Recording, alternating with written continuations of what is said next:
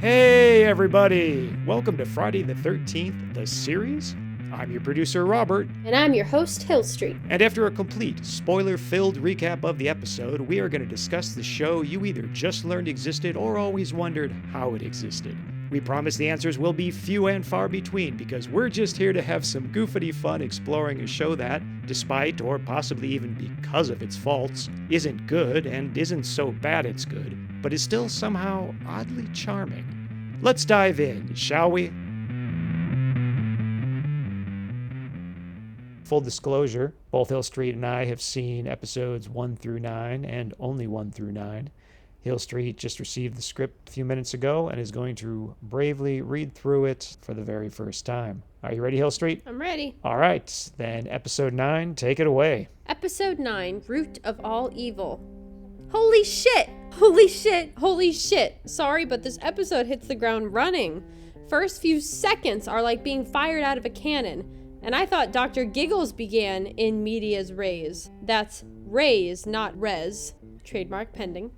In the first 40 seconds, we meet sweet old lady Mrs. O'Connor pleasantly trimming hedges, see her middle-aged son Harley glare at her, an enormous mulcher is ominously fired up, and Harley brings the spikes of a landscaping rake down into her face in the first 40 seconds. As the camera lingers on Harley, you realize this is TV and not a horror film, so we won't actually see poor old Mrs. Connor again. Whoa! I stand corrected! There she is, laid out, a series of bleeding holes across her forehead. You are one cool customer, show. Well, we'll probably cut away to Curious Goods now and get on with... Wait, Harley's looking at the mulcher. Why is Harley looking at the mulcher? There's no way he's actually going to... He is! He's gonna mulch that nice old lady! Granted, we're inside the mulcher looking out, so we only see her body sliding past as it's ground into hamburger, but they don't cut once her shoulders are out of frame, or her waist, or her knees. We sit on this shot way too long, listening to her being reduced to crimson pulp, until after her feet have vanished from frame. Hey, we might have to scrap the inserts from the shot list because this setup took so long. We're using every last frame. Can you do kind of like a gruff blue-collar worker voice? Oh, I can try. Not my specialty. You can add an accent if you want, if that helps. I'll do a British one. Hey, we might have to... It doesn't make a lot of sense. Yeah, that makes sense. Yeah, that makes perfect sense. One of those posh landscapers you're always hearing about here in America. Yeah. I can do Russian. Just kidding. Too topical. Hey, we might have to scrap... Hey, we might have to scrap the inserts from the shot list because the setup took so long. We're using every last frame. Shut up. I'm really bad at that type of guilty as charged. We're moving on. It was perfect. That's a wrap. That could be our commercial break game. Name the accent. So where exactly was that character from, Hill Street? Yeah. We're taking open calls. Anyone want to guess? There's no wrong answers. Copy that. Moving on. And if you're wondering how it's possible there's room enough to see her full body sliding past, you need to stop picturing the wood chipper scene. I can't stop laughing at where was that accent from? The answer, all of them. Yeah. Anything they say is going to be right. If they said Maine, Indiana, New Mexico, they're all right. Okay. You need to stop picturing the wood chipper scene from Fargo and start picturing something the size of a Lincoln Town car with a nearly 4 foot by 4 foot opening. Yard care equipment of the late 80s isn't my area of expertise, but they had to have borrowed this thing from a logging camp because you could fell a 20-ton spruce and feed it straight into this thing without missing a beat. You have far more experience with antique stores than I do. Is this the kind of thing you would actually find at an antique store? Because it doesn't seem like the proper fit to me. You know, that didn't even cross my mind through the whole episode, which is alarming on my part because 100% no, you would never, ever, ever sell this in an antique store. This would be in some kind of specialty machinery store. It makes absolutely no sense that they would have sold this. That's so crazy. I didn't think of that. I mean, it's old, but that doesn't necessarily mean it's going to sell at an antique store. No, of course the not. Buyers that come to an antique store probably aren't looking for something like this in most cases, right? No, they're looking for household items like chairs and dolls and clocks and plates. lights. Exactly. Yeah. No, there's 100% no chance this thing would be in that store. It makes no sense. It's ridiculous. I didn't even think of that, but no, it's crazy. No, absolutely not. Don't feel too bad. I did not think of it until, I don't know, my 6th time going through the script. Yeah. 0 sense. Makes 0 sense that that would be in there. Where would they even put it? Exactly. Doesn't make sense. There's a whole separate wing of curious goods heretofore unseen where they keep the yard equipment. So stupid. Here's my haunted bobcat and backhoe. To the episode's credit, I will concede that lingering too long does create an uneasiness in the viewer, much the way Toby Hooper used incorrect editing in Texas Chainsaw Massacre to make the viewer uneasy. In Curious Goods, Jack opens a letter intended for Uncle Louis. In Curious Goods, Jackin opens. In Curious Goods, Jack opens a letter intended for Uncle Louis, aka Louis Vendredi. They just call him Louis. I know, I just think it's funnier. I agree. AKA Louis Vendredi, containing $100 and a thank you note from like-minded Satanist and professional matricide practitioner Harley. They find his name in the ledger, and Ryan the Lion attempts to call him, but okay, kids, gather round while Old Man Robert explains the 80s. Back when telephones had cords, multiple phones were often connected to a single line, meaning if someone was on one phone and you picked up a second phone, you could listen to the conversation and even join in. Good times back then, good times. I wish you were a writer on This Hill Street. I wish they'd gotten you to do some punch-up on this script. Wait, what? I wish you had been a writer on this and had included comedy, more comedy into it. On Friday the 13th? Friday the 13th, the series. Oh, I was so confused. I thought you were making a weird joke about your own script. No. I wish you'd... Well, Oh. I wish you wrote my scripts with me, too. You know, then they'd be funny. You could try out your tight 5, work some of that material in. That'll be your thing, like every comedian that comes on Saturday Night Live, always trying to work their act into the sketches. Yeah, that Type 5's coming along nice, though. I've been working on it ever since you first asked me to do it like 12 years ago. That could be our commercial break segment, Hillary's Tight 5. Hey, this thing on? That was me tapping the microphone for all you people out there. You know comedy, always explain the joke. Yep, that's my style. That's why I'm so good. So, Brian hears Mickey explaining to her fiance Lloyd how miserable she is before he carefully puts the phone down. Mickey says 2 months have passed since she left Lloyd to deal with Curious Goods, and yeah, that math checks out. Way to use a sensible timeline for once, show. Why was that funny to you? I don't know why. Well, him carefully putting the phone down. Why was that funny? Was that even what you were laughing at? I'm not even sure. I'm not even really sure either. I don't know what. I've lost it, I guess. Just the concept of Mickey being miserable? Is that what you were finding so humorous? Now I have to look back at it. Gee, what's with the 4th degree? Girl can't even chuckle. So Ryan hears Mickey explaining to her fiance Lloyd how miserable she is before he carefully puts the phone down. Oh, I don't know. Just him like listening in on her. This whole thing is just set up so funny. It's like he hears that she's miserable. He's hurt. He's listening in. It's just like the whole thing is set up like so romantically. He's like, she doesn't want to be with me. It's like, you guys, I don't know. This entire episode is set up for like the moving forward of the relationship between Ryan and Mickey. I mean, I know we'll get into it, but like, you know, Lloyd shows up and he's like, are you guys a thing? I'm not even, I'm convinced you are. And she's like, give me a break. We're just cousins. And he's like, only by marriage, as if the show's winking at us. Like, it's not an option. Yeah, you're right. It is set up for a romantic plot line between cousins right after an old lady got mulched. Yep. Like, that's primarily the point of this episode, was to move things forward with them. Like, Ryan's listening into her phone call. Why? He shouldn't care. He shouldn't be that invested, but, like, he's super into her. Yeah, it's the show's love story, so what are you going to do? Yeah. I don't know. I told you, I ship them. I ship them together. I'm rooting for them. Ryan cares about her. This fiance she has, I'm not sold on him, so I was into it. But yeah, just something funny about him listening into her phone call and like being so invested in it and being jealous of this fiance. It's just so goofy. So let me teach you about something known as the sunk cost fallacy. Go on. You made a mistake. It's okay to scratch it and move on. Yeah, right. They're like, nope. You should not have made these two cousins. Yeah. But you see what I was saying last episode about this one just being a wild ride? Mm-hmm. Yes, it is. It is a wild ride. So many moving parts, none of them moving together. Yeah, I know.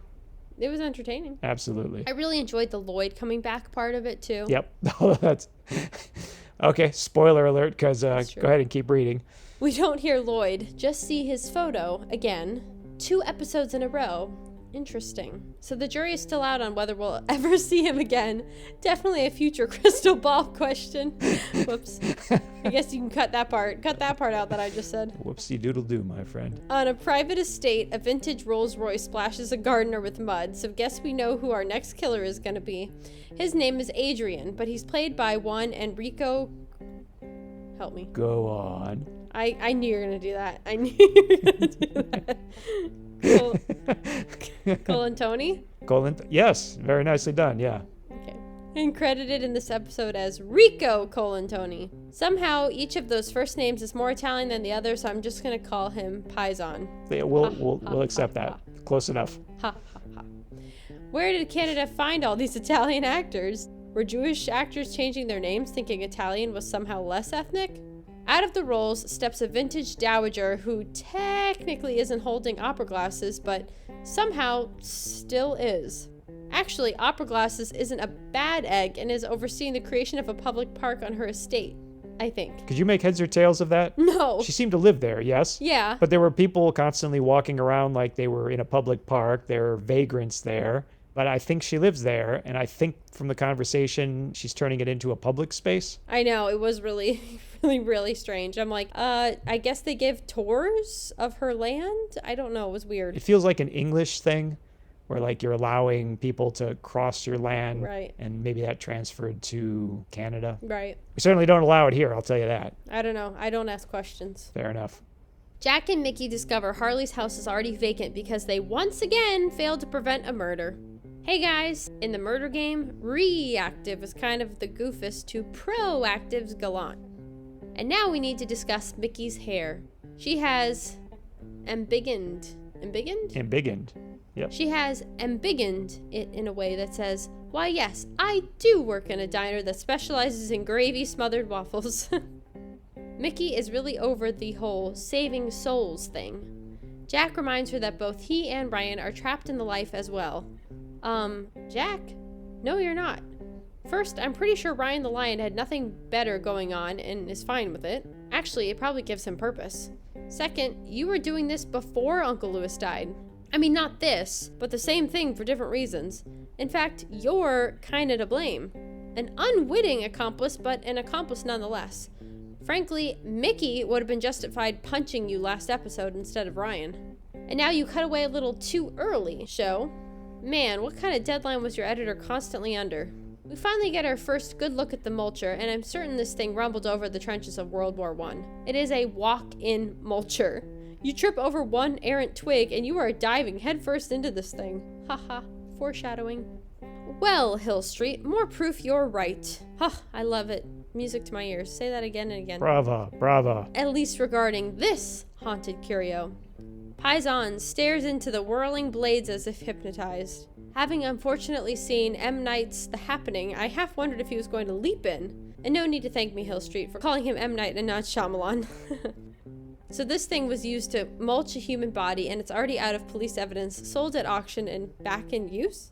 I guess we don't know exactly when the opening death happened, but this go-around the narrative timeline actually seems too condensed.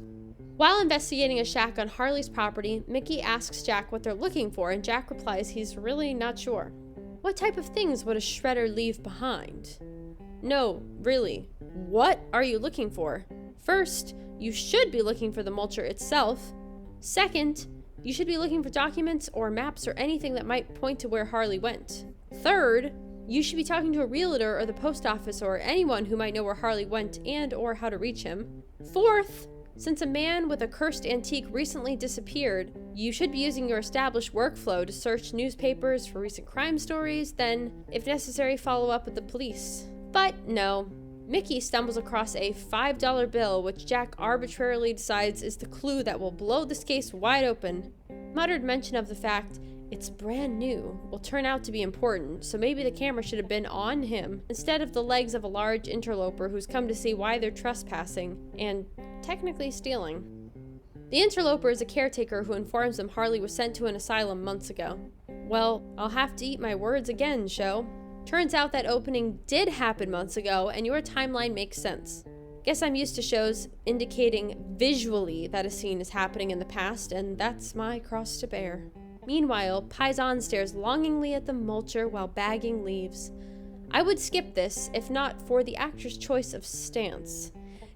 Oh god, I couldn't stop thinking about this either. The bizarre gorilla stance. I was like, what is... You noticed that? Yeah, I was like, what is happening? Why is he standing like that? Is he injured? What is he doing? Oh, I was certain that was just me. Nope, it was straight gorilla. I hope you enjoy reading the description. Oh, I'm rubbing my hands together as we speak. He's not bent at the waist, not squatting ass to grass, and not kneeling. He's somewhere between a squat and bent at the waist, back parallel to the earth, but head up. It must have been murder on his quads and neck, and is the reason real Western gardeners wear pads so they can kneel, and Eastern gardeners use a full squat. That said, it is vaguely animalistic and a little creepy, so I'll give the actor the benefit of the doubt and choose to believe it was a stylistic choice. Yeah, literally picture how, like, a gorilla stands with, like, the arms hanging, swinging back and forth below him. I agree. I think it must have been some kind of stylistic choice. Like, he was doing, like, an animal exercise. I don't know. It was very weird. I give him credit on picking up on the fact this show was only going to do one take of everything. Mm-hmm. Yep. In turn, Paisan and his elderly partner are being watched by a homeless man with an intense stare, who blows across a paper-bagged bottle of booze to produce a faint whistle. It's weird and effectively creepy. I was personally thrilled to see the delightful elderly gardener drive off in what appears to be some form of tuk-tuk, a tiny three-wheeled auto rickshaw popular in Thailand, among other places. If you've ever played the game Stuntman on the PlayStation 2, you'll have fond memories of these. What's that, show? You want me to expound on the complex backstory and layered motivations of your characters in this next scene? But it's all needlessly complicated, adds nothing, and doesn't make sense. All that matters is Paisan kills the vagrant and mulches him. Oh, fine, I'll go into detail. I could not believe that guy was just living on her estate. I know. Well, she'll pay for it. Alone with his precious, Paisan fires up the mulcher and stares into it so lovingly I half expected him to climb inside. Clearly, this curio has a hypnotic power over people. Total tangent, but between its gaping maw and the repeated slow zoom in on its whirling blades, they had a vagina dentata? Yes. They had a vagina dentata motif served up on a silver platter and decided to eat dog food instead. The vagrant reveals he's an old friend of Paisan, knows Paisan owes loan sharks money. Could this storyline be more Italian? Knows Paisan has saved some money and won't rat Paisan out in exchange for said money. He also calls Paisan a pretty boy. Not sure what that's about. I mean, he's not bad looking, but you can't convince me Richard Kind wasn't up for this role. And in an odd coincidence, they both have severely thinning hair and look like they could be brothers. I'm not saying a homeless addict wouldn't attempt this plan. I guess I'm just saying, if I were Paisan and these two entities were both shaking me down, no question I'd go to the loan sharks with what I had saved, give them all of it as a show of good faith, and then start making regular payments. Also, how is this homeless guy living on what seems to be an estate that will soon be turned into a public park, but currently belongs to opera glasses? Don't worry, it was a rhetorical question. Despite being under the mulcher's thrall, Paisan apparently needed all the exposition as motivation to murder the vagrant, which he does. Toot sweet. I must surmise the filming of Mrs. O'Connor being mulched not only cost the production time for insert shots, but also the ability to shoot Paisan loading the vagrant into the mulcher, because we don't see it. That or, brevity is the soul of wit, because we cut from the dead vagrant to Paisan staring into mulcher to money shooting out of the mulcher's ejection chute. Yes, you heard that last part correctly, and put a pin in it. Commercial break! Some shows have a monster of the week. This series has a curio of the week, and so do we. Believe me, no one paid us for the following endorsements, and once they hear the show, it's more likely they'll pay us to retract them. We just want to share some cool things with you while simultaneously using our platform to give a little free promotion to those without a massive advertising budget. So Hill Street, what is your curio of the week? My curio of the week is an Etsy store. It's called Heart the Sparkle, all one word, Heart the Sparkle. This one is for any healthcare workers out there, or really anyone who needs like a badge reel or a badge tag, badge holder. I work in healthcare and I get really, really bored with my badge reels. I'm always changing them out.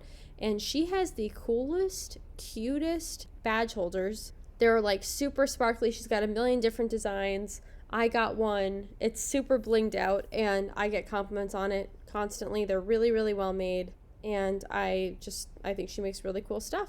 And she gives great customer service. I ordered something else from her too, which is like total different end of the spectrum, because these badge reels are like really glittery and sparkly. And then I also ordered a phone pop from her that's like what are they called? It's like the silhouette of the skeleton. You know what I mean? What are those called? I didn't know there was a term for that. You know what I mean? Like the face, like the skeleton face thing. Death's Head, Jolly Roger. Oh, it's gonna bug me. No, it's like all valid points, but just the skull, not the entire body. Yeah, it's just like the face. Like you can like wear them as earrings. Whatever. Anyway, she makes really cool phone pops, which is like, you stick it on the back of your phone, and when you pull it out, you can rest your phone on it. So a little stand. Exactly, yeah. And she made a really cool like skeleton one with pearls that I have on my phone. So she makes like kind of macabre things too, which is cool. But I just really like her store. I think she has unique, high quality stuff. Especially if you work in healthcare, I recommend checking out her badge reels, because the one that I have, I get compliments on it every single day. So that's my curio of the week. My curio of the week is the herb epazote. If you find Latin bean dishes, especially black bean, to be bland, you're probably not eating beans cooked with epazote. Granted, some find its flavor a bit medicinal, while others argue it's an acquired taste. But there's no denying it imparts a unique flavor, even when used in small doses. You'll probably need to find a Latin market to buy it fresh, but it can also be purchased dry. Although I've never used it to prepare anything except beans, I would guess it could be added to many soups, stews, sauces, and other dishes to great effect. And, while I'm speculating wildly, if you can't find it or don't want to use it, try adding some bay leaves, thyme, or other herbs to your beans to easily and cheaply boost their flavor. Curious goods from yet another new angle? Curiouser and curiouser. Is every new director trying to put their stamp on the curious goods establishing shot? Whoa! I was actually right. The mulcher was sold at a police auction. That actually happened. Nice. But wait, Jack, why are you specifying it was almost 3 months ago? The mulcher has been out and about for 3 months? Was it just lying low, biding its time, waiting for the perfect moment to strike?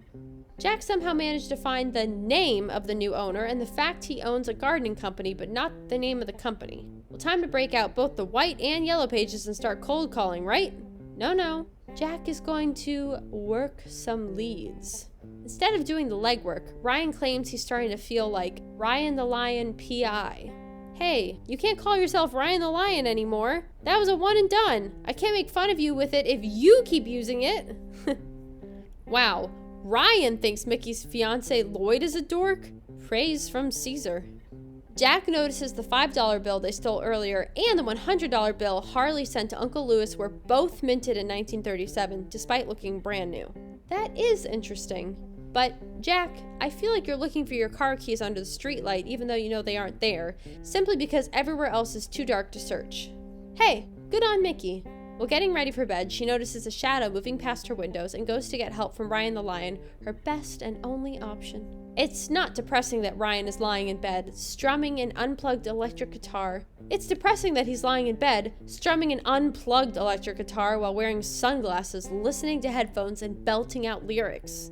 Fortunately for Mickey, her survival instinct shields her from the realization she just pierced the veil of reality and is currently at the swirling center of Ryan the Lion's id. Damn it. Ah, so close. I know. And once again, Hill Street, you are completely correct. What a missed opportunity for a Lady Di callback. I know! What the hell? Why don't they think of these things? We need to connect the world, man. Connect the world.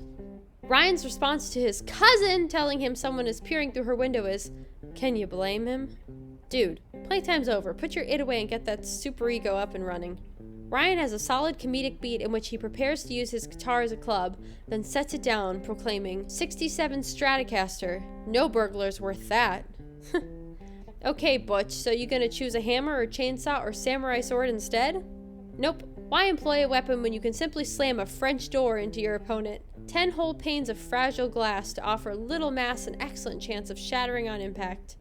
In a shocking display of both competence and aggression, Ryan transitions fluidly to full mount and begins simultaneously strangling the intruder while beating his head against the floor. I gave up. You can do whatever you want. Mickey shoves Ryan off because it turns out he's throttling her fiancé Lloyd. Oh my god! They brought him back! Dang it! We never did a crystal ball question about his return. Well, live and learn.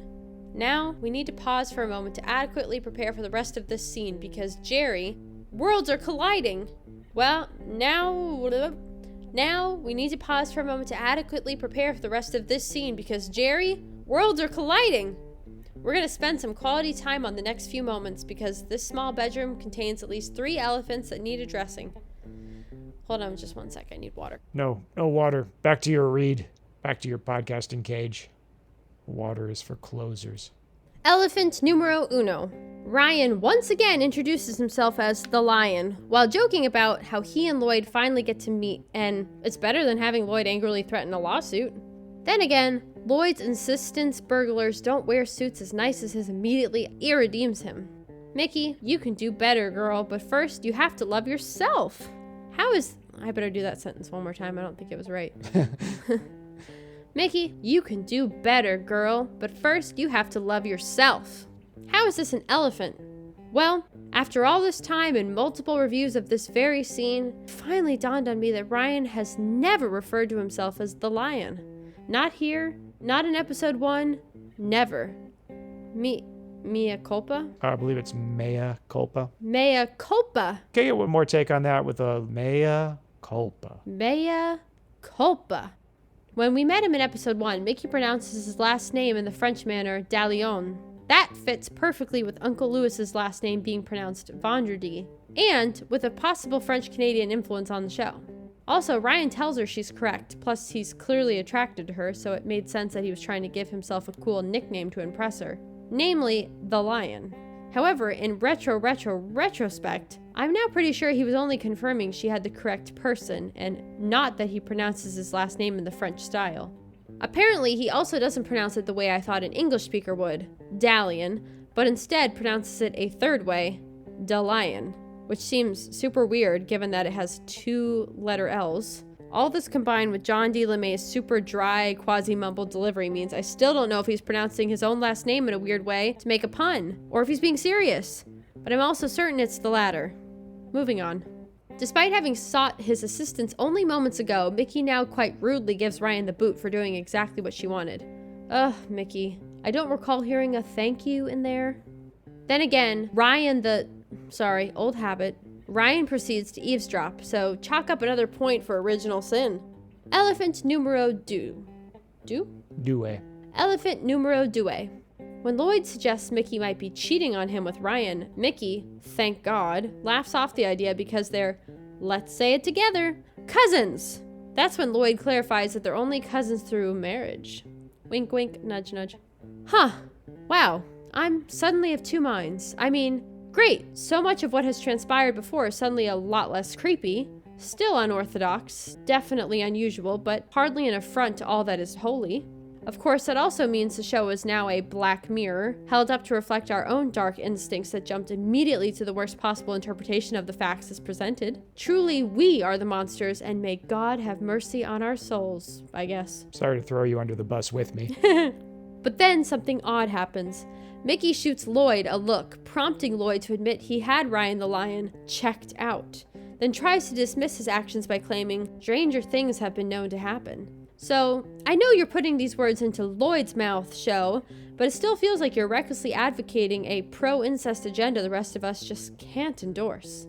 Speak for yourself. I know you're on board. I'm on board. I'm in it. I'm shipping it. You're on Team Cest. I am. Well, you do know I'm famous for that. You and your fellow Cesties? Yeah. Mickey thankfully asserts nothing could be stranger than being involved with Ryan. Ouch. Well, Ryan, that'll learn ya for eavesdropping. Elephant numero trois? Yeah, this one's French. Okay, you know French. Yeah, that's why it looked familiar. Elephant numero trois.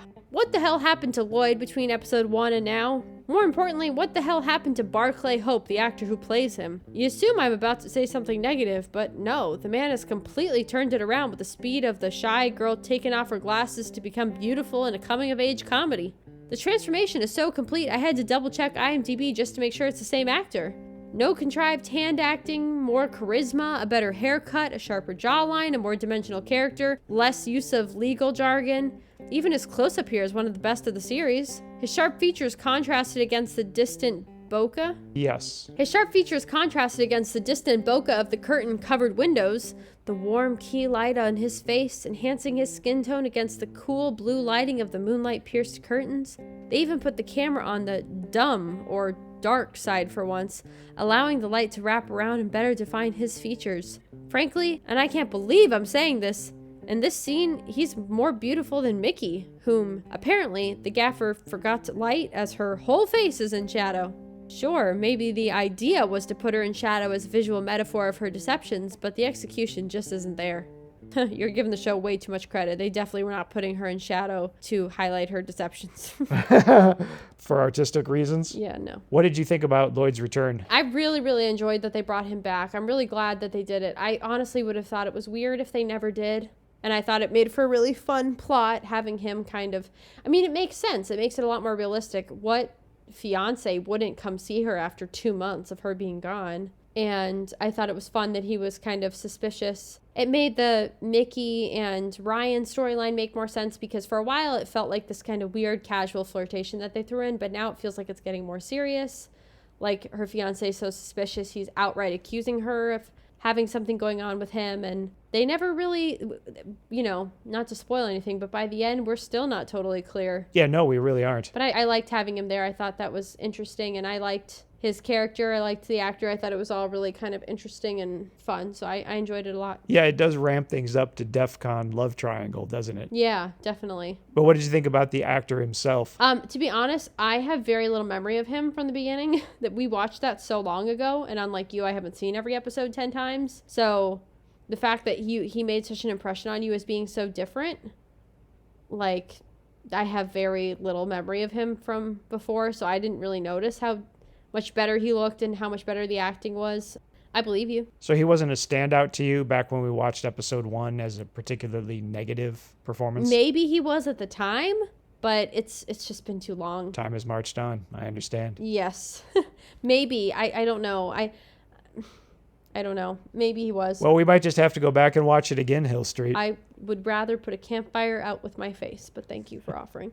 How evocative. He was good in this, though. I thought he did a nice job, and I thought his shots were nice, so I agree with all of that. I thought he was written better and acted better. Yeah. Just firing on all cylinders. Maybe he got some coaching. Right, possibly. Contact Doug. See if he reached out to him. Okay. Could have been a former client. Probably. Who isn't? And then, Lloyd's movie star turn is ruined when the show makes him leave the same way he presumably entered, which apparently involves squeezing onto an almost non-existent balcony and preparing to step over, I assume, a huge pile of filmmaking equipment just out of the frame. Good God, that was a lot for one short scene. Now let's get back to the insane plot. Back in a state park, Ryan actually attempts to formulate a plan for once, but Mickey's mind is clearly on Lloyd. They track down Paisan's elderly partner, who goes by the nickname Smitty, but his first name is Robert. The name Robert isn't super common in media, believe me, I know. So it's either very coincidental or lazy that they had a supporting character just 3 episodes. Okay. So it's either very coincidental or lazy that they had a supporting character just 3 episodes ago with that name. Or maybe it's more weird they bothered to give this character a first name when he goes by a nickname derived from his last name. You be the judge. Do you remember who I'm speaking of? No, who's the other Robert? Robert was the male assistant in the Great Montaro episode. Oh, okay. I mean, of course that would stand out to you too, but that is incredibly lazy that they have a repeating name just a few episodes ago. They offered to buy the demonic mulcher, and Robert Smitty Smith agrees, but Paisan isn't having it and whacks him in the head with a shovel. If you're really paying attention, you can see Smitty start to turn just before Paisan lays his vengeance upon him, and the camera zooms in on the raised shovel. But most people will feel like they spotted an editing error, with Smitty flipping 180 between the setup of the strike and him falling on his back with a wound to his forehead. Commercial break!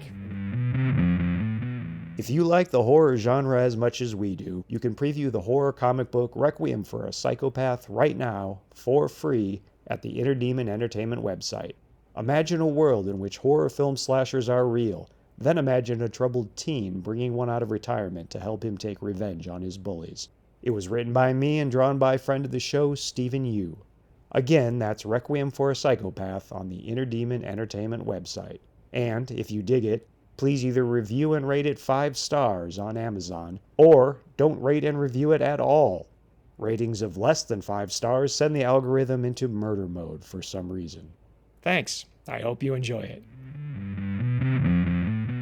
Turns out Smitty is hardcore, because when Paisan steps out of the shed to quickly hide the mulcher, we get yet another of the signature fake-out deaths the show loves to indulge in. Smitty not only drug himself away and hid, but attacks Paisan, and might have actually won if Paisan didn't plunge a pair of gardening shears into Smitty's back.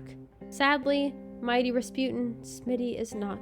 Having learned nothing, Paisan wanders off again, and we weird cut to him staring into the active mulcher, then weird cut again to him coming over to see exactly how much Smitty was worth in cash. I'm just going to say it. Haunted mulcher. Awfully judgmental. This haunted curio raises some real uncomfortable questions about exactly how much a human life is worth. That's so true. An otherwise perfectly good establishing shot of an asylum and padded room set. Wait a second. Please. So this haunted mulcher just decides how much the life is worth and spits it out in cash? Yes. Okay. I thought that it was like spitting out how much money they had on them, essentially. That the money was just somehow surviving the process of being mulched? Yeah. It doesn't really make sense when I think about it. But also what it's actually doing doesn't really make any sense either. What is the lesson we've learned? Never apply logic to this show. Yeah. It only leads to ruin. I don't know why I thought that. I thought that it was like somehow saving the money that they owned and was giving it to them. But I see it's deciding.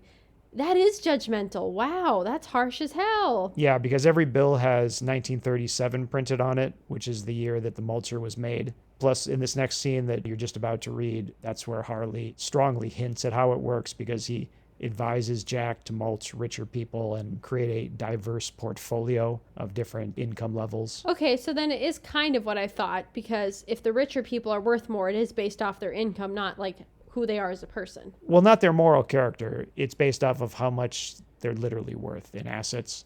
But it's not the money they have on them. It's the money that they have in a bank account. Right. Okay. That makes sense. Yeah. I mean, I was kind of there. I guess I didn't think about it as hard as I should have. But... And you use the phrase "makes sense" loosely. Oh, yes. Yes, I do. Absolutely. Okay. When I was reading what you just said, I kind of thought you were saying like it was deciding how much they as a person and the life they lived was worth versus how much they actually own. Well, and put a pin in that. Okay.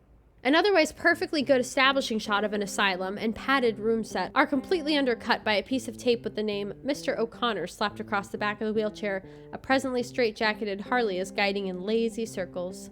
In film school, this would earn you an instant F. Now, A Tale of Two Series. The performances of Chris Wiggins and Thomas Hoff are especially great given that none of their motivation makes sense. Jack is ostensibly here to retrieve the mulcher from Harley. I mean, he literally says that's why he's here. But how's that going to work? 1, this man is in an asylum. 2, you know he doesn't have it. You don't even ask about why the bills are dated to 1937. What are you trying to accomplish? All we get is more reminders of the motif of this episode: money.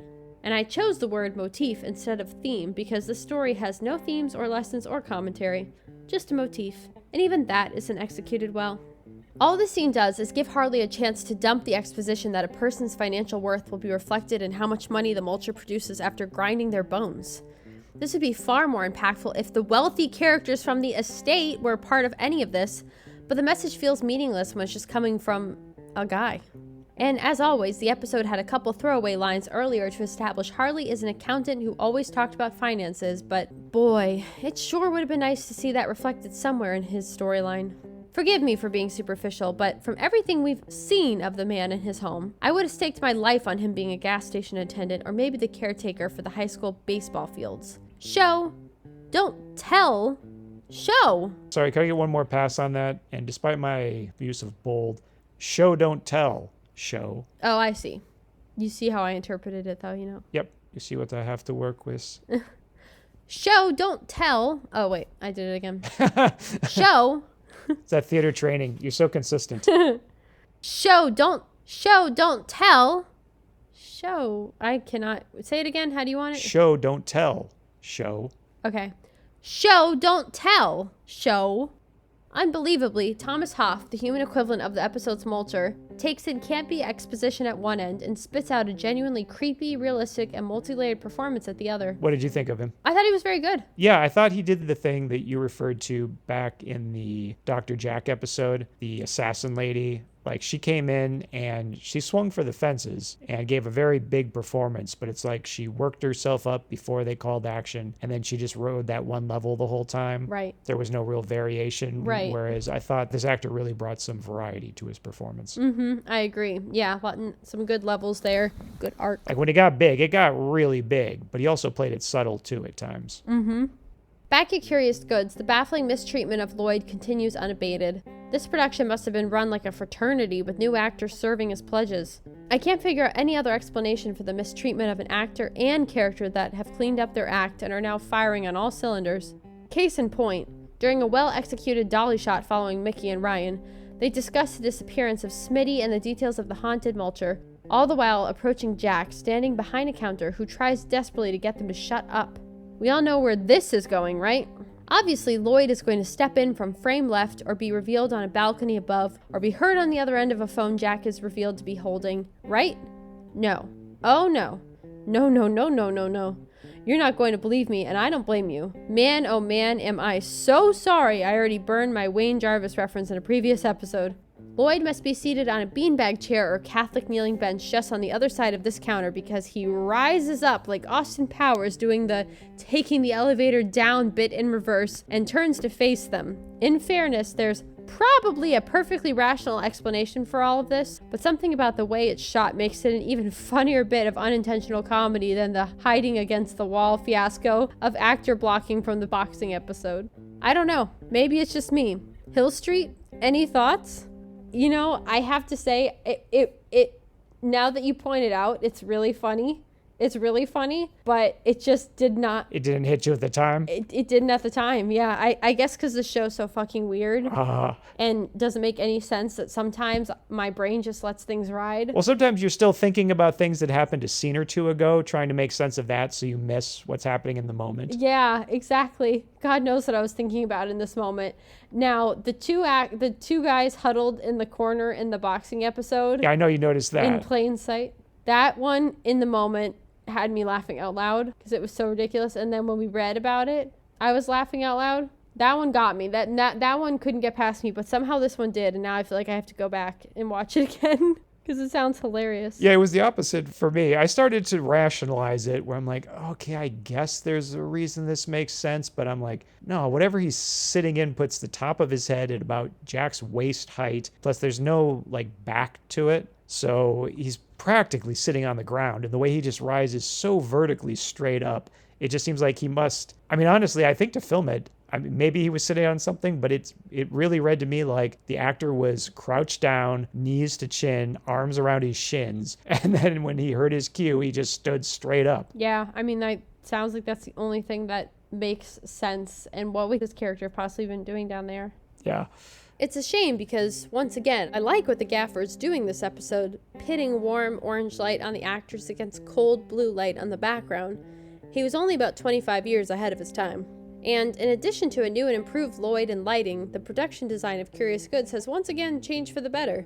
Better than the first few episodes, that is. Not sure it's the gold standard, as it currently reads as conveniently well organized for filming and lacks the fun, realistic, and claustrophobic clutter of previous episodes. I also miss the smoky, ethereal, Barker-esque atmosphere of the Cupid statue episode. Still, the basement now looks like a space Freddy could chase teens through in their dreams, so it's got my vote. And hey, the vault is finally back too. Really are getting the band back together, show. Crackerjack Marshak explains to Ryan he figured out the Mulcher turns people into money and that it's exponential, meaning a wealthier person turns into a greater amount of money. Only two problems here. You didn't figure any of that out, Harley pretty much told you, and that's not really what exponential means. And then he admits he can't figure out why the money always has a print date of 1937, and Ryan explained that's when the Mulcher was made. So yeah, first Lloyd, and now Jack Marshak is thoroughly clowned on. Why, show? Why do you hate your character so? Hey, there's that ethereal glow I was talking about. They must have sprung for a fog machine because Mickey and Lloyd are backlit as they step into the vault with rays of brilliant white light, like Patrick Swayze is ascending to heaven in the next room, and it looks great. Did you ever see Ghost? Yes. Do you like it? Oh yeah. Classic. Do you like it? I have never watched it through from the beginning. It's one of those movies that was kind of spoiled by seeing it on TV so many times. Yeah. Starting with like the end and then the middle and then eventually some of the beginning, that I've just never taken the time to sit down and watch it through properly, but I think I would. That is fair. It is one of those movies. Yeah, it was kind of always on. It was the background of our lives growing up. Yeah, it's like Meet Joe Black that used to always be on too. Oh yeah, good call. Oh my god, Lloyd actually picks up Vita, the monochromatic. I knew you were going to be excited about this. I saw that and I was like, oh, Robert is smiling right now. I was only excited because I knew you would be excited. We were all excited. It's agreed. We're all excited. Oh my god, Lloyd actually picks up Vita, the monochromatic Victorian doll from episode 1, and sarcastically posits that it probably tears people's throats out. It happened. The show became self-aware. It didn't take Hollywood rebooting it 30 years later, it only took 8 more episodes. And then, with Lloyd's back safely turned, Vita begins to move, alarming Mickey, and for once I'm actually afraid of Vita and not young Mistress Mary. This episode is a goldmine. What's so funny, too, is Mickey's line there. She was way overacting in this episode to me. She was pushing everything super hard, and this was a good example of it. The doll moves, and she's like, makes this like super flared nostril face and goes, "We gotta get out of here." And I was like, oh my god, relax, relax, relax. Don't push your choices, Mickey. Don't push your acting choices. I just think that was such a strange, instead of, like, she's trying to prove that all of this is real. You think she'd point to it and be like, look, the doll's moving. See what I'm saying? This is all real. These objects really are haunted. But that's her choice. We got to get out of here, and runs away. It was a weird choice, Mickey. Yeah, Lloyd's supposed to turn, and then it stops the moment he does, and she looks like a fool. That's how horror works, people. I know. Hello. You know the rules. That's one of the basic rules. Cliches are cliche for a reason. Exactly. Needless to say, Lloyd has a hard time accepting Mickey's belief in the supernatural, and frankly, I don't blame him. Hey, Ryan and Jack are actually wearing costumes to pose as gardeners on Opera Glass's estate. And they have gardening tools. Way to meet the bare minimum requirement, boys. The bar was low, but it still feels good to clear it. Based on Mickey's hair, headband, makeup combination, I think she just returned from her audition for Janet Jackson's Escapade video. It's funny. Ever seen that one? No, but that's funny. She did look really weird. What I meant to ask was, have you ever heard the song? Yes, I have. Yeah, I hadn't seen the video either, but I thought the song you might have heard. Oh, yeah. Let me be clear. Lloyd still has some faults, but he shows up to assure her he doesn't want to lose her, and he uses a real door this time. Man, this guy just keeps improving. And what is it about this filming location, Mickey's bedroom, that somehow makes him at least twice as good looking as he is anywhere else? I could really care less about the plot at this point. We cut away to Paisan briefly, but it doesn't matter. Let's get back to Mickey's bedroom, because with a simple move from the doorway to the bed, Lloyd is back to looking goofy. But Mickey has never looked better. A lot of that is the change in lighting. Now the show is going for a natural look with white sunlight blasting in from the windows, so Lloyd is backlit and his entire face is in darkness. And not cool, mysterious darkness. Flat, boring darkness. Mickey is also flat for the opposite reason, but I think her fair skin just benefits from being blasted with radiant white light. That and the makeup artist was really given 110%, so I'll assume they knew how to work with this insane lighting scheme. Finally, and I'm not an expert here, but I feel like Mickey's hair and makeup are tippy-toeing right up to the line that demarcates? But I feel like Mickey's hair and makeup are tippy-toeing right up to the line that demarcates the 80s from the 90s. If only I had a podcasting partner who also once worked as a professional makeup artist in Hollywood.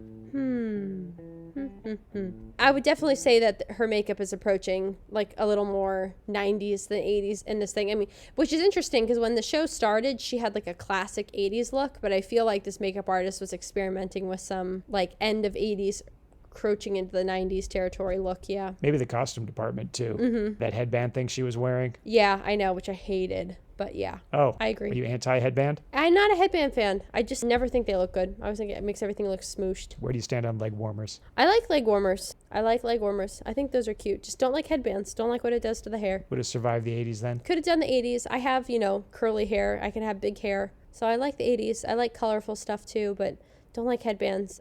I'm about to direct a show that takes place in the 20s and has flappers. Ooh, stylish. I know, right? I told the customer already, like, no, none of those stupid ninja-looking headbands on the flappers. I just hate them. I don't care if they're time period. I'm not doing it. Gotta put your foot down somewhere. Exactly. Can't do it. With the noose tightening, Paisan fires up the mulcher in preparation for his next kill, then grabs a sickle and scratches his back with it? What the hell? Why is this here? Also, he simultaneously uses his other hand to scratch his back. My dude, that's why you're risking flaying yourself with a sickle. Don't do both. What is happening with your back right now? Super weird. Yeah, this was the second strangest bit of physical acting to me, right after Lloyd rising up into frame. Yeah, I know. And now that I think about it, I guess third would be that gorilla stance from Paisan earlier. Yep, I was just gonna say. And I wonder if the actor was like, let me try this. And they were like, ooh, that's weird and creepy. Let's keep it. And back to Lloyd, looking much better again. So weird. I'm almost certain it's the lighting because I realized the first time he was lit poorly that I was wrong about his hair being different. In a happy accident, in the better lighting, they didn't use a backlight, as you typically do for cinematic lighting, so his hair blended into the darkness, de-emphasizing it, and he actually looked better for it.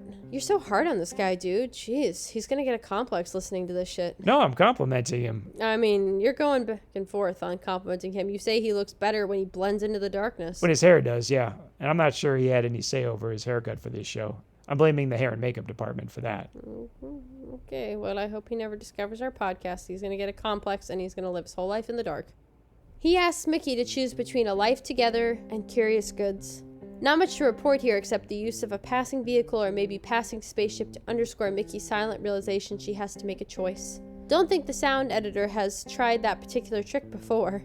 And sickle in the gut. We didn't get any suspense leading up to it, so neither do you. Who died? That's really funny. Neither do you. Who died? One of Opera Glass's acquaintances or partners, lawyers or something. It doesn't matter. It doesn't matter. None of this matters. What are you laughing at this time? I'm laughing at we didn't get any suspense, so neither do you. It's the old spine punch of the episode. Sickle in the gut. Yeah. Spine punch. Sickle in the gut. Who died? It doesn't matter. None of this matters.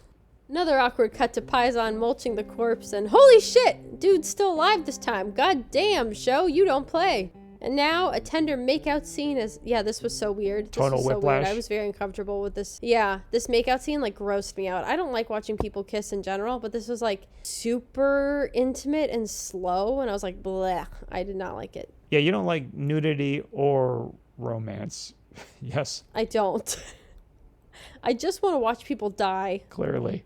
And now a tender makeout scene as Mickey chooses Lloyd. Tonal whiplash, you say? Hey, if we don't know what that is, maybe neither will the audience. Oh, irony of ironies. Opera Glasses compliments Paisan's handiwork, then he aggressively kisses a folded up bill before tossing it in a case full of money. I guess the psychic hotline backed out of their 1:35 a.m. commercial spot and this episode needed an extra 40 seconds. Commercial break! Welcome to Crystal Ball, the segment where we gaze into the future and let time make fools of us all. So for our... Oh, yeah? What's up? Never mind. I thought the seconds were like ticking really slow, but I think it's just my brain. Going so fast? Yes, exactly. Experiencing time dilation because you're so busy these days? Yep, and tired. I'm like, oh, why is it moving so slow? I guess gotta go, go, go. Oh, good. Tired is always good for podcasting. If we can get you drunk, too. Yep. A little bit high. A little truth serum.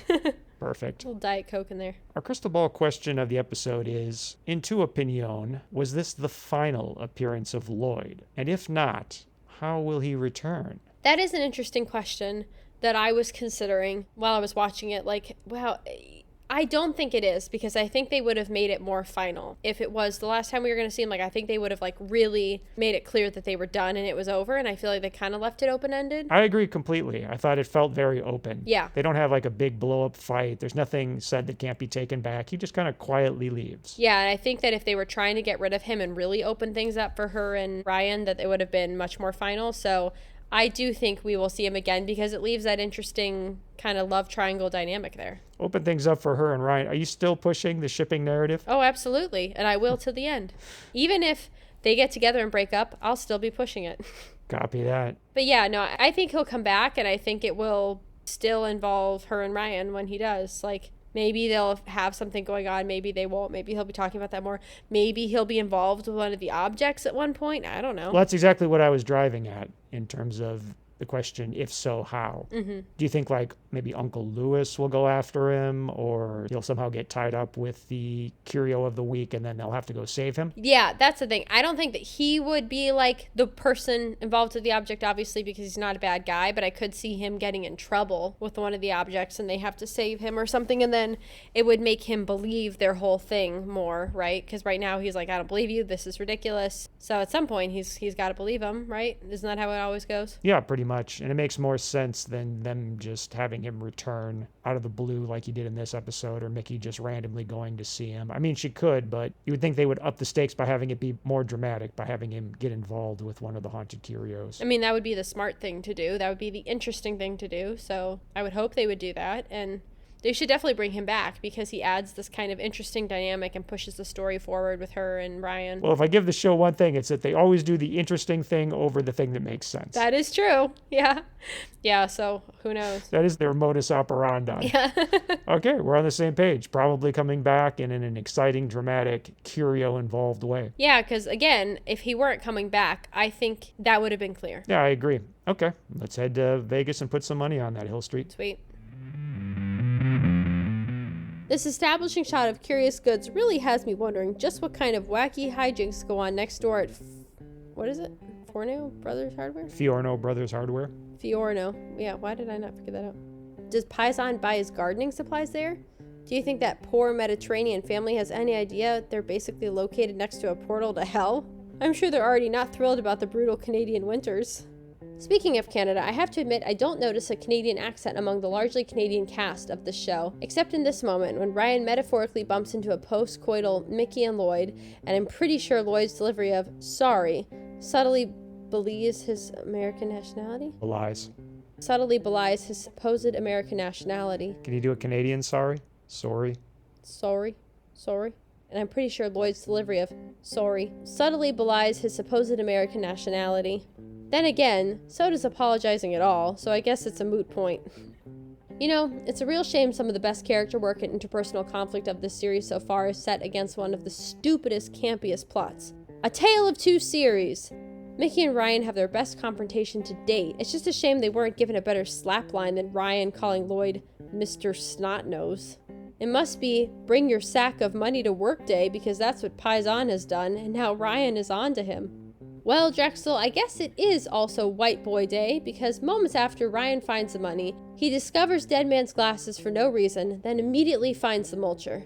Ryan, I think you and Jack went too deep undercover and have actually just been doing yard work for the last several days because this all came together with zero effort. Ryan survives a surprise assault by Paisan and the chase is on. Ryan eventually trips over absolutely nothing as he is wont to do. As he is wont to do. Ryan eventually trips over absolutely nothing, as he is wont to do, and smashes headfirst into a brick memorial column, spattering it with blood. Damn, dude. You couldn't have tripped over nothing literally anywhere else? Paisan doesn't mulch him for absolutely no good reason, save plot contrivance, and instead opts to lock Ryan in a shed. Jack can't be too worried about passing as a gardener after all, because both Mickey and Lloyd show up to say goodbye. Hey, now that I think about it, Ryan already had a conversation with opera glasses as a non-gardener, so whom exactly are they trying to fool? The other gardeners? They're the most likely to realize Jack and Ryan aren't who they say they are. They'd have better luck posing as visitors, of which we've seen many. Also, when Smitty went missing, they should have been investigating that, including talking to the other gardeners. Man, you guys were so eager to redeem your costuming sins of the past, you never stopped to think you didn't even need them. It's really true. Haunted antique dealers always fight the last war. And now, the image that completes my cinematic bucket list. A psychopath driving a landscaping tuk-tuk, towing a haunted antique mulcher. I think Roy Batty lists this right after the Tannhauser Gate. Time to die. You said it, Roy. With his cover blown, Paisan is going after one last score. Opera glasses. Mickey and Lloyd arrive first, find Paisan ready to impale opera glasses with what's probably a gardening tool, but I'm just going to call it a long screwdriver, and Mickey proves to Lloyd how important her work at Curious Goods truly is by bravely telling Lloyd to do something. Something. She's not even specific. I'm so glad Ryan had that line during their dramatic scene together in which he said that he needs her, because that's the only way to justify his previous lines about how Curious Goods needs her. And yes, the same could be said of Ryan. I continue to assert my man, Crackerjack Marshak, not only doesn't need either of them, but that his operation would be leaner and meaner without them. Come on, Jack, this is the 80s. Let's trim some fat, restructure this operation, and sell it to the Japanese. One suspects Paisan intends to cut out the middleman this time because he drags poor opera classes outside toward the mulcher, with Mickey and Lloyd strolling a servant's distance behind. While Jack distracts... I'm sorry, the show wants us to believe Jack is distracting Paisan, but they really just have a two-line exchange while Ryan grabs the money, which he chucks into the mulcher. Like Gollum diving after that ring, Paisan crawls into the mulcher and just hangs on to the bag of money as he is pulled into its whirling blades. I should care about the screaming man as he's torn apart, but I'm really just wondering what happens when money goes through the mulcher. With this kind of recursion, I assume the money goes to a reality in which every character is a bag of money, then it's spit out on the Jersey Turnpike. So, Hill Street, is it also your conviction that the haunted curios make the owner suicidal? Is that what you would have these good men and women of the jury believe? Are you asking me that? No, I think this guy's just fucking nuts. He's obsessed with money. Honestly, that shot didn't even make any sense. He easily could have grabbed the bag back. They tossed it lightly in on the edge and he just held on for the longest time ever. He didn't even try to pull it back with him. It didn't really make any sense. It was a really bad shot. A really bad shot. No, they completely skipped a little insert shot of showing that he got hooked on the bag and couldn't release it even if he wanted to once it started getting shredded. Yeah, exactly. The bag should have been literally just about to go through. He grabs it and as it's starting to get shredded, he should have been pulling back on it, trying, and then all of a sudden his arm gets stuck and he can't get out, you know? Yeah, it's the little details that the show drops the ball on. Yeah, instead the bag is barely in the thing and he just grabs and just decides to go all the way through for a ride with no effort to get out. You know what? But really, he had a lot of things going on, so maybe this is a classic misdiagnosis, suicide by mulcher. Yeah, it was a terrible shot. Terrible. Yeah, I was that was so disappointing. It's wrong. It's against society. Sorry, just doing a little Clockwork Orange. Go ahead. No, it's okay. I haven't spoken for a while. No, I'm saying... Sorry. Oh, well, please finish the script. No, it would have been a cool shot and a good idea if he was trying to get the money back and at the last second got pulled in, but it was just dumb. It was done really poorly. Agreed. I haven't spoken in a while. That's funny. After all that, we finally have a shot that reveals Ryan does have a head wound. And if you're looking very carefully, you can see evidence of it in previous shots, so the production didn't forget about it. But by not showing it sooner, despite how many times we see Ryan, it makes us feel like they forgot about it until now. The other issue that needs addressing is that they only acknowledge it now so Mickey can make the joke, "No serious damage then." Mickey, the echoes of Paisan's death screams are still echoing off those stone blocks. In fact, we not only hear the mulcher rutting, a portion of it is in the shot. Canada, you have a wicked sense of humor. Oh, we get closure on the metaphysical question I raised earlier. The mulch bag is filled with blood because Paisan wasn't even worth $1. Again, the mulcher seems to hypnotize its victim, so y'all are some seriously cold-blooded death killer. So y'all are some seriously cold-blooded death dealers. And we can finally unpin the vagrant from earlier. Remember how his death produced money? Paisan technically had quite a bit of money. So is the mulcher making moral judgments now? Is a sentence I never thought I'd have to write. It turns out that the simple explanation for this seeming contradiction is that... Commercial break!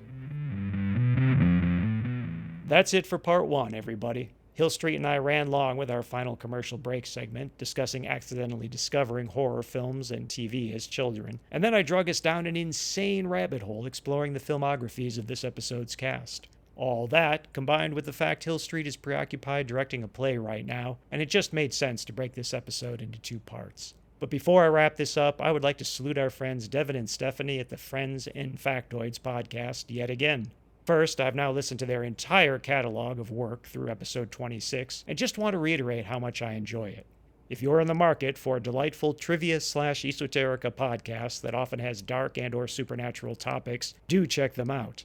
Second, in episode 27, they discuss Friday the 13th, the series. I don't know everything discussed because I felt it was going into spoilers, and a friend of mine confirmed it does. But if you've already seen the series or don't care, episode 27 might be the perfect jumping on point. And speaking of watching episodes, at the time of this recording, there seem to be at least 2 YouTube channels streaming every single episode of Friday the 13th, the series, so you can watch along with us. We'll see you in a few weeks with more exciting haunted mulcher action. Thanks for listening, everyone. We know you have a lot of choices when choosing a Friday the 13th, the series podcast, and we sincerely thank you for choosing ours. Special thanks to Joshua Romeo for original music and to Stephen Yu for original art. And be sure to check out the Joe on Joe podcast, the only podcast where Joe Slepsky discusses G.I. Joe. If you want to support our show, you can leave a review and rate us 5 stars on Apple Podcasts. If you want an occasional update on our projects, you can sign up for our newsletter at the Inner Demon Entertainment website. And if you want to know exactly how behind schedule our latest episode will be, you can find social media links on our website. Take care until then, and always remember what Carl said to Frylock. It don't matter. None of this matters. Good night, everybody.